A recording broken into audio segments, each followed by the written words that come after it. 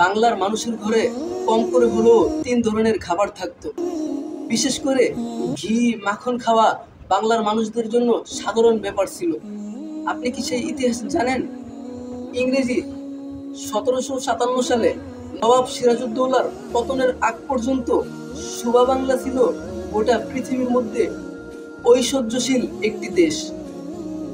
তখন ইউরোপিয়ানরা বলেছেন বাংলার মানুষের প্লেটে কম করে হলেও ৩ ধরনের খাবার থাকতো। বিশেষ করে ঘি, মাখন খাওয়া বাংলার মানুষদের জন্য ছিল সাধারণ ব্যাপার।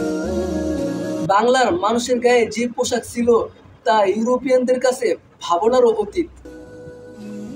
বাংলার পণ্য নিয়ে বাংলার বণিকরা Indonesia, Iran, Iraq, Europe, Asia এমনকি আরব পর্যন্ত পৌঁছে যেত। অথচ সেই সম্পর্কে আমরা তথ্য রাখি না। আমাদের সিলেবাস বা পাঠ্যক্রম এমন একটি বিপজ্জনক অস্ত্র, যেই সিলেবাসের মধ্যে শুধু ইংরেজদের প্রশংসা। তখন ইউরোপিয়ানরা বলেছেন বাংলার মানুষের প্লেটে কম করে হলেও ৩ ধরনের খাবার থাকতো।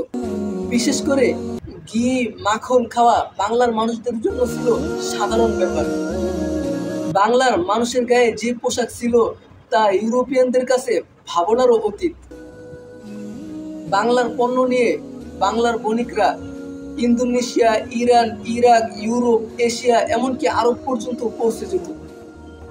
অথচ সেই সম্পর্কে আমরা তথ্য রাখি না।